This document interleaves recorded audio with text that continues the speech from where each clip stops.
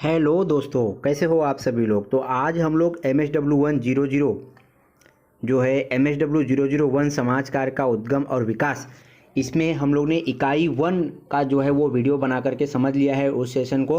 तो आज हम लोग इकाई 2 समाज कार्य का व्यवसाय के रूप, इसको बारे में समझने वाले हैं। इसमें प्रस्तावना है, स्वैच्छिक बनाम वृत्तीय संक्रिया है, फिर समाज कार्य का ध्येय क्या है और उद्देश्य क्या है इसके बारे में है। फिर उसके बाद वैश्विक और अंतर्राष्ट्रीय प्रासंगिक परिप्रेक्ष्य, वृत्तिवाद और अंतर्राष्ट्रीय व्यवसाय है। तो ऐसे ये जो चीज़ें हैं उसके बारे में हम लोग इस इकाई 2 में यहाँ पे समझने वाले हैं। ठीक है, तो इकाई 2 समाज कार्य व्यवसाय के रूप में इसको जो है हम लोग स्टार्ट करते हैं, शुरू करते हैं। स्वागत है आप सभी का आज के इस वीडियो में।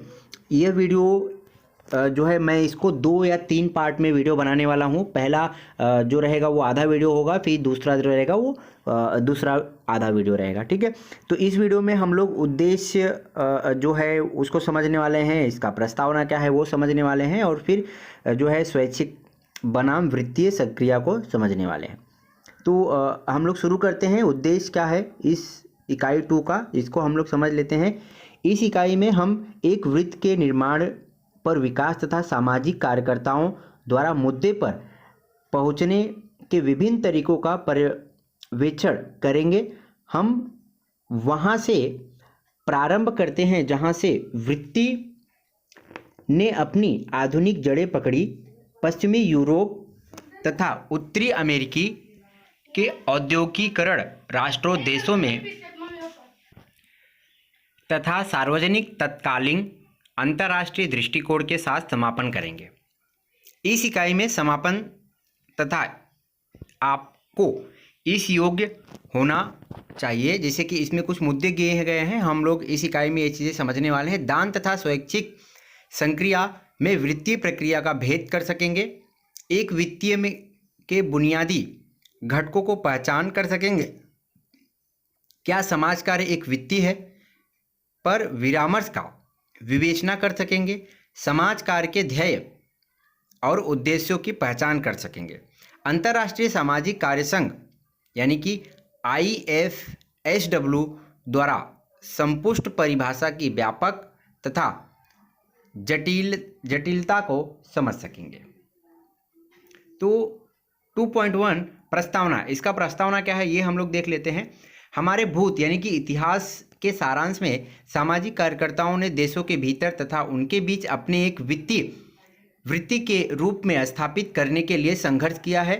संभवतः एक आंशिक स्पष्टीकरण भूमिका सिद्धांत में पाया जा सकता है, जो प्रस्तावित करता है कि पहचान की एक अनुभूति हम सब के हमारे दृष्टिकोण को, हमें अन्य कैसे देखते हैं, हमारी अनुभूति में संयुक्त करती है। सामाजिक कार्यकर्ताओं के लिए उनकी वित्तीय जिम्मेदारियां वैश्विक सेवाओं, कार्यकर्ताओं तथा कार्यक्रम प्रशासकों तक वित्तीय है। समावेश विभिन्न भूमिकाओं व्यापक है। दूसरी ओर जो हमारे चतुर्दिक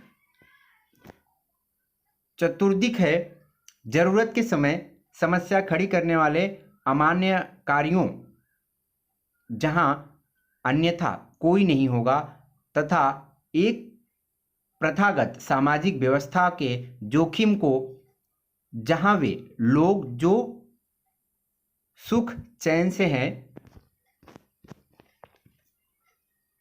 अपनी जीवन शैली, अपनी पददलितों के लिए चीज़ों का आगमन करने के लिए कोई बदलाव नहीं लाने चाहते हैं, हमें सहायक के रूप में देख सकते हैं। इन विभिन्न दृष्टिकोणों का एक स्पष्ट परस्पर स्वीकार वृत्तीय परिभाषा में समाकलन, एकीकरण, बोध गंभीरता में चुनौतीपूर्ण है। 2.2 है स्वैच्छिक बयान बनाम वित्तीय सक्रिया, यानी कि दान और स्वैच्छिक सक्रिया समस्त समाजों में समाज कार्य तथा समाज कल्याण के ऐतिहासिक मूल जड़ों का यद्यपि भाग है। वित्तीय समाज कार्य से भिन्न है। विश्व के अनेक संगठित धर्मों ने दान की एक महान सद्गुण के रूप में वकालत पैरवी की है। उदाहरण के लिए है हिंदू धर्म को पवित्र बनाता है। यहूदी धर्म में किसी पड़ोसी से प्रेम एक महत्वपूर्ण कर्तव्य है। पूर्व विधवा जरूरतमंद को देखभाल पर बल देता है। ईसाई जीसस क्राइस्ट जिसकी की देखभाल अजनबियों ने की थी और जिन्होंने भ्रातृ प्रेम को प्रोत्साहित किया का वर्णन करते हैं। इस्लामी धर्म में दान प्रार्थना के समान चरित्र वर्णित है। समस्त मानवता के लिए स्वैच्छिक सेवा के उदाहरणों में सिख इतिहास भरा पड़ा हुआ है। बुद्धवाद यानी कि बौद्ध धर्म तथा जैन धर्म निर्धन तथा जरूरतमंद के प्रति करुणा का हिमायती है। पारसी के रूप में ज्ञात जरूरतमंद धर्म के अनुयायियों के यहाँ एक कहावत है, उस्ता अहमई यहमई केहमाईचित, तथा अर्थात जो दूसरों को जब तक सुख प्रदान करता है तब खुशी रहता है।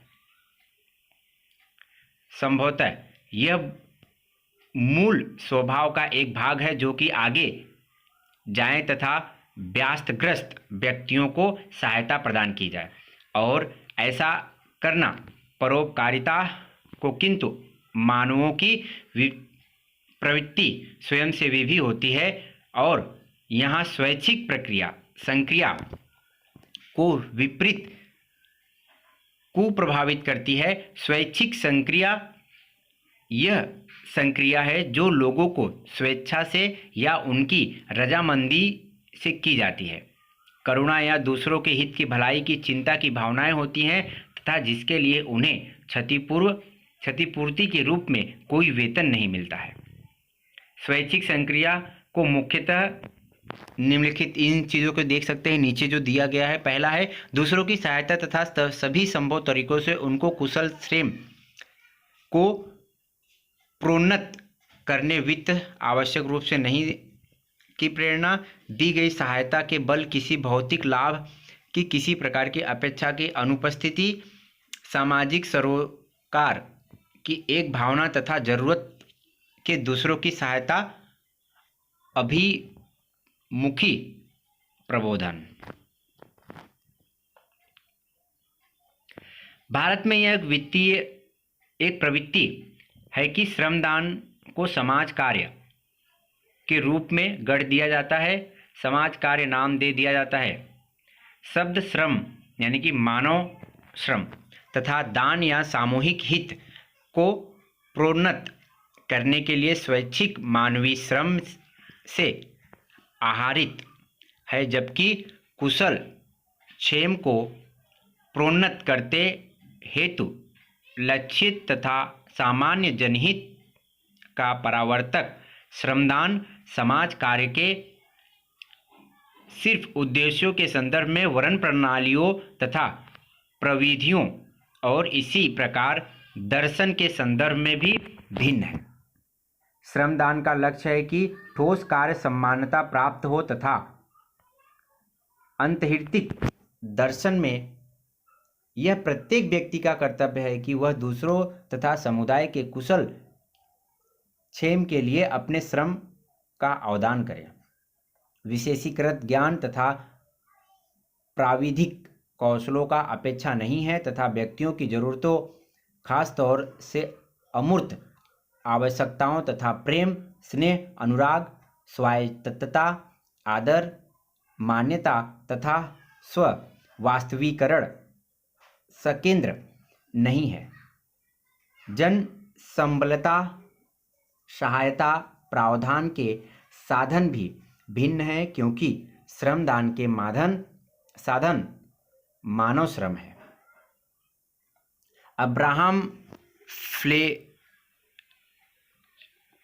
अब्राहम फ्लेक्जनर यूएस ने 1966 में पैदा हुए थे।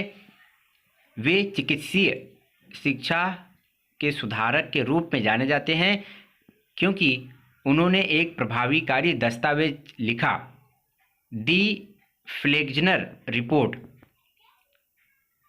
जो एक अमेरिकी चिकित्सा सिद्धा की 20वीं सदी में अत्यालोचन की थी। डॉक्टर फ्लेक्जनर को 1915 में national conference of social welfare से में बोलने के लिए आमंत्रित किया गया और उनके भाषण को शीर्षक दिया गया, क्या समाज का एक वृत्ति है। उस भाषण में उन्हें वृत्ति की 6 विशेषताओं की सूची बनाई। पहली विशेषता, वृत्ति मतलब पेशा होता है, यहाँ पेशा, पैसे, कुछ इस तरीके से यहाँ से आप देख सकते हैं।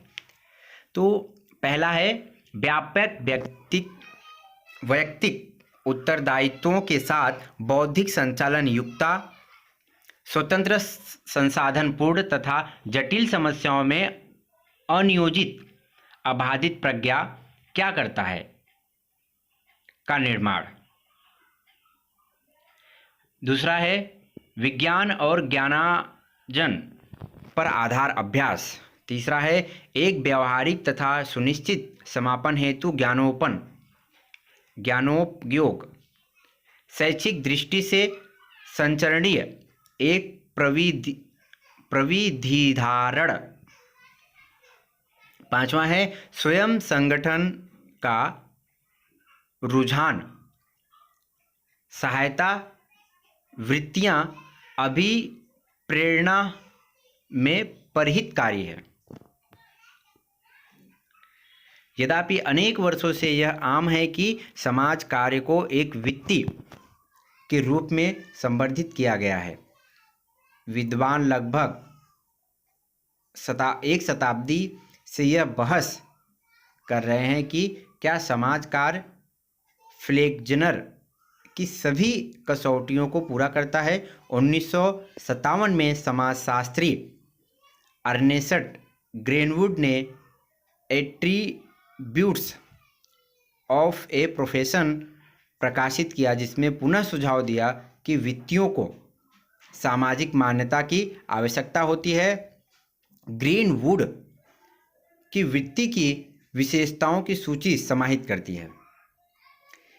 एक क्रमबद्ध ज्ञान निकाय, सामुदायिक सामाजिक मान्यता, प्राधिकार और विश्वसनीयता, सदस्यों का नियमन तथा नियंत्रण तथा एक वित्तीय आचार संहिता का मूल्यों मानकों। ग्रीनवुड ने दावा किया कि उत्तरी अमेरिका में समाज कार्य इन कसौटियों को सीमांत तक पूरा करता हुआ दिखा। यद्यपि आलोचकों ने यह पूछना जारी रखा कि क्या समाज कार्य एक कला या विज्ञान है और क्या सामाजिक कार्यकर्ताओं के बीच यह कहने पर पर्याप्त एकता कि उनके पास एक सहभागी संस्कृति है। अन्यों के सुझाव दिया कि क्योंकि सामाजिक तथा आर्थिक न्याय हेतु वे पैरवी वकालत करें, क्योंकि सामाजिक मान्यता सहजता से प्राप्त नहीं कर सकते हैं। कुछ प्रश्न दिए गए हैं, आप देख सकते हैं। फिर हम आ जाते हैं 2.3 समाज कार्य का ध्येय और उद्देश्य क्या है, इसके बारे में समझ लेते हैं। तो the American Council of social Work Education के शैक्षणिक नीति तथा प्रत्यापन मानकों ने प्रस्तावना का कथन है, समाज कार्य व्यवहारिक मानवीय कुशल श्रम को अवसरों, संसाधनों तथा लोगों की अनेक वातावरण में क्षमताओं में सुदृढ़ीकरण द्वारा तथा मानवाधिकारों तथा जीवन की गुणवत्ता को सीमित करने वाली दशाओं में सुधार करने वाली नीतियों तथा सेवाओं के सृजन द्वारा प्रोन्नत करता है। समाज कार्य वृत्तीय गरीबी विभेदीकरण तथा दमन के उन्मूलन के लिए कार्य करती है। पर्यावरण अंतर्गत व्यक्ति के लिए परिप्रेक्ष्य तथा मानव विविधता के लिए आदर से निर्देशित होकर वित्त समस्त विश्व में सामाजिक तथा आर्थिक न्याय के रूप में प्रभाव हेतु कार्य करती है। समाज कार्य के बहुउद्देश्यों के रूप में रेखांकित करते हुए मानक निम्नलिखित अग्रसर होते हैं। मानवीय कुशल श्रम को बढ़ाने तथा निर्धनता दमन तथा अन्य प्रकार के सामाजिक अन्याय का उन्मूलन करना, लक्ष्य प्राप्ति, संसाधनों के विकास तथा व्यवसाय की व्यथा की रोकथाम व उन्मूलन में संलिप्त करके व्यक्तियों, परिवारों, समूहों, संगठनों तथा समुदायों की सामाजिक क्रियाशीलता तथा अंतःक्रियाओं को बढ़ाना, बुनियादी मानवीय जरूरतों को पूरा करने तथा मानवीय क्षमताओं को विकास को संबल प्रदान करने वाली सामाजिक नीतियों, सेवाओं तथा कार्यक्रमों का निर्माण व कार्यान्वयन करना, पैरवी, वकालत तथा सामाजिक और आर्थिक न्याय को प्रोन्नत करने वाली सामाजिक या राजनीतिक क्रियाओं द्वारा नीतियों, सेवाओं तथा संसाधनों का अनुवर्तन करना। समाज कार्य व्यवसाय को प्रोन्नत करने वाले शोध, ज्ञान तथा कौशलों को विकसित तथा उनका उपयोग करना तथा विविध संस्कृतियों यानी कि देशों में संदर्भ में व्यवहार को विकसित करना, प्रस्तुत करना। व्यक्तिगत या सामूहिक क्रियाशीलता तथा सामाजिक नीतियों के दोहरे संधिकरण के कारण लंबे समय में समाज कार्य के पास वित्तीय सीमा तथा पहचान का मुद्दा है। व्यवहार के व्यापक क्षेत्र, विशेषकर उत्तरी अमेरिका में, का यह अर्थ था कि समाज कार्य के समेकित पहचान का पौना बनाने का असमर्थ रहा। समाज कार्य के प्रति समाज की उदयभाविता द्वारा ऐसे कारकों का योगीकरण हुआ है, क्योंकि समाज कार्य मानवतावाद में मूलित है तथा अधिकांश देखना नहीं चाहता है कि लोगों को पीड़ हो तथा स्थिति को कोई खतरा विहीन लोगों को तथा उन्होंने सार्वजनिक रूप से निधित सेवाओं हेतु एक स्पष्ट जनादेश के अभाव का नेतृत्व किया है। शक्ति और संसाधन स्थानांतरित किए जाएं, ये गत्यात्मकताएं समाज कार्य की अपनी अभिलाभाओं को पूरा करने तथा उद्देश्यों को प्राप्त करने के गंभीर अड़चनें, रुकावटें रही हैं। सामाजिक कार्यकर्ताओं के लिए आवश्यक प्रकार, क्षेत्र तथा ज्ञान की गहराई और कौशलों अपार है और विश्लेषीकरण बड़ा है। यदि यहाँ परिप्रेक्ष्यों का एक वैविध्य तथा विशेषीकरण के क्षेत्रों में वर्गीकरण की क्रमबद्ध तथा सुसंगत योजना नहीं होती, तो विशेषीकरण वृत्तीय की एकता को खतरा पैदा कर सकता है। मिनाहन तथा पिंकस के अनुसार समाज कार्य के सकेंद्र को श्रेणीबद्ध करने के कतिपय उदाहरण जो सुसंगत योजना के अभाव को दर्शाते हैं, समाज कार्य को प्रणालियों तथा वैयक्तिक सेवा कार्य, सामूहिक सेवा कार्य, सामुदायिक संगठन, प्रशासन तथा सामाजिक संक्रिया व्यवहार के क्षेत्रों, समस्या क्षेत्रों, जनसंख्या समूहों, रीति विधियक क्रियात्मकता, भौगोलिक क्षेत्रों, लक्ष्य का आकार तथा विशिष्ट उपचार अभिव्यंजनाओं द्वारा विभाजित कर रहे हैं। विगत शताब्दी के संपूर्ण काल के दौरान औद्योगिकृत देशों में समाज कार्य, कारण या क्रियाशीलता, पर्यावरण सुधार या वैश्विक परिवर्तन तथा सामाजिक उपचार या सीधी सेवा पर अपने प्रबलन में स्थिर रहा है। अधिक सरल शब्दों में अगर हम पर्यावरणगत व्यक्ति के चौखटे जिनका यह समाज का उपयोग करता है पर विचार करें, कभी कभी व्यक्ति अधिक शक्तिशाली संकेंद्र धारण करता है और कभी कभी पर्यावरण यद्यपि अवधारणात्मक साचा स्थिर बना रहता है। यह एक वृत्ति के रूप में समाजकार पर्यावरणीय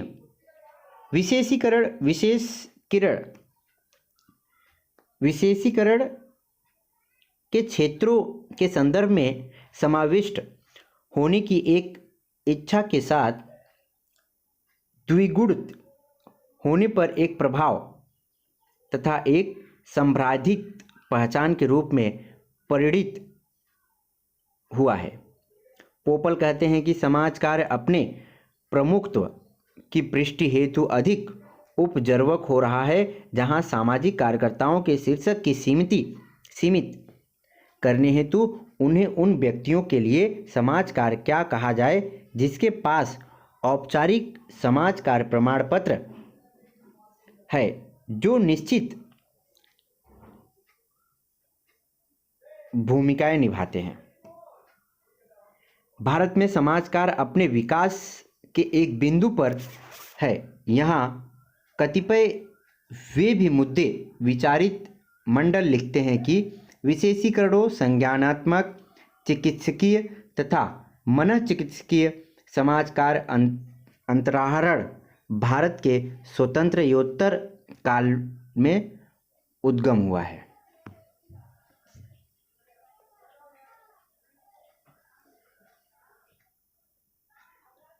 मंडल ने समाप्त बहरहाल, यद्यपि पश्चिमी समाजकार शिक्षण भारतीय समाज के लिए प्रासंगिक है, इस बात की जरूरत है कि निरोधक तथा शीर्ष आधारित समाजकार अभ्यास पर एक संकेंद्रित उसी वर्ष तथा उसी शोध पत्रिका में एजाज ने भारत में वैयक्तिक सेवा कार्य की प्रकृति के बारे में निम्नलिखित लिखा है।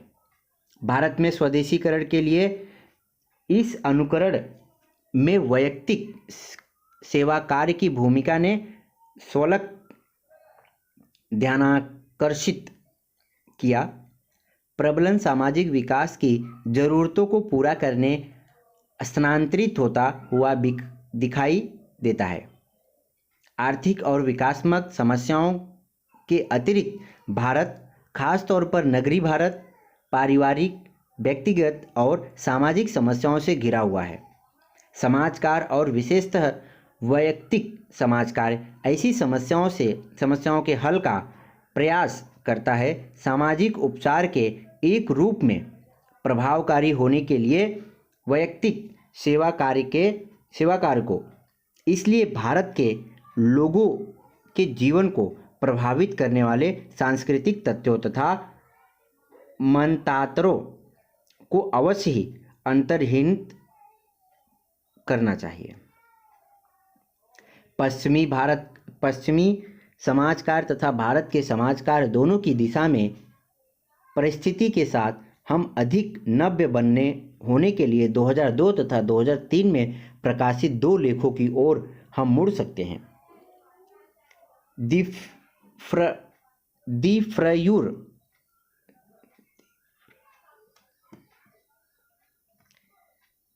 Future of social work practice, Elizabeth Clark, AS में national association of social work के तत्कालीन आदिवासी निदेशक द्वारा लिखित तथा social work is India a bright future, Ajit Kumar Matru Sewa Sangh institute of social work Nagpur के एक संकाय सदस्य द्वारा लिखित। क्लार्क का विश्वास है कि प्रतिबिंब वेतन तथा प्रतिपूर्ति के मुद्दों के अतिरिक्त भविष्य में अमेरिकी समाजकार अभ्यास का सामना एक सामयिक भूषिता के नई जरूरतों को पहचानने तथा प्रतिक्रियात्मकता से होता है। यह राजनीतिक तथा सामाजिक रुझान के ज्ञान की अपेक्षा करता है। वे उदाहरण देते हैं कि रूढ़िवादी शासन तथा सीमित संसाधनों के कालों में राजनीतिक समाजकार तथा संक्रियावाद की दृष्टि आवश्यकता होती है। क्लार्क भविष्यवाणी करती हैं कि कतिपय जनसंख्याओं अन्यों से अधिक सामाजिक तथा आर्थिक जख्मी रहना जारी रखेंगे, मात्र उनकी आवश्यकताएं भविष्य में और अनीभूत होगी। जर्जर संसाधन विहीन वृद्धि व्यक्ति ऐसे समूह के उदाहरण हैं। देखभाल की सुलभता में वर्धमान भेदों से द्विगुणित स्वास्थ्य तथा मानसिक स्वास्थ्य सेवाओं की वर्धित आवश्यकता का एक संबंधित रुझान होगा। लोगों की ज़रूरतों को पूरा करने के लिए सामाजिक अभिकरणों को इसलिए वकालत पैरवी करने की ज़रूरत होती है तथा अधिक सामुदायिक तथा निजी संसाधनों को वसूल करने का भी प्रयास करना होगा। एक वित्तीय सेवा सुपुर्दगी से हटकर समेकित सेवाओं का एक रुझान होगा, जिसके अंतर्गत सामाजिक कार्यकर्ता तथा सूचना और प्रविधि एक भूमिका अदा करेंगे। क्लार्क का विश्वास है कि विविध समाजकार तथा मांसाहारी नियमित समाज कार्य के विशेषीकरण क्षेत्रों में बढ़ोतरी होगी और यह भी एक राष्ट्रीय तथा अंतर्राष्ट्रीय अभ्यास यूएस तथा उसके चतुर्दिक विश्व दोनों में सामाजिक करेंगे। भारत में समाज कार्य के भविष्य के संदर्भ में कुमार कहते हैं कि सामाजिक समस्याओं की देखभाल करने हेतु यहाँ बाजार विकास व एक औद्योगिक आधार विस्तार पर एक विश्वास रहा है। यद्यपि ऐसे विकास में जाति, धर्म, भाषा तथा इतिहास की कुछ जटिलताओं पर विजय प्राप्त करने में मदद पहुंचाई है। वे प्रतिवेदित करते हैं कि निर्धनता, निरक्षरता, शिशु मृत्यु, कुपोषण, बेरोजगारी तथा निःश्रायितता प्रसरणशील है तथा कि भ्रष्टाचार और औद्योगिक संचारण में अक्षमता ने बुनियादी संसाधनों या जनसमूहों को सुलभ जल तथा मार्ग की अनिर्मिति में अवदान किया है। वे पूछते हैं कि क्या समाज कार्य के लक्ष्य समाज में भारी अभाव व असमानता की शर्तों के रूप में प्रदर्शित किए जाएंगे और संसाधनों के संग्रहित तथा निवेश की प्राथमिकरण की राज्य की क्षमता उत्तरोत्तर क्षीण होगी। कुमार की निष्कर्ष है कि यह संभव है कि बाजार आर्थिक की वृद्धि का परिणाम बहिष्करण होगा, जिसे वे रद्द वस्तु या वे व्यक्ति जो औद्योगिकीकरण में लाभान्वित नहीं होते हैं तथा सामाजिक कार्यकर्ताओं की देखभाल हेतु विकास के अन्य रूप में संवर्धित करते हुए। बहरहाल वे संगति कहते हैं कि सामाजिक कार्यकर्तागण लोगों की समस्याओं, यदि वे संरचनात्मक शक्तियों के कारण उत्पन्न होती है, वे उन्मूलन में एक सीमित भूमिका निभा सकते होंगे। तो दोस्तों ये थी जो हमने समझा 1.2 और 1.3 तक। तो अगले विषय में अगले वीडियो में हम लोग समझेंगे 1.4। तो दोस्तों एकदम शुद्ध हिंदी में है। अगर आपको कुछ शब्द नहीं समझ में आता है तो आप ज़रूर मुझे कमेंट करके बताइए, मैं उसको वापस से समझाने की कोशिश करूँगा। तो कमेंट कर बताइए कैसा लगा आपको वीडियो। फिर हम लोग मिलेंगे 2.4 के लिए। तब तक के लिए धन्यवाद।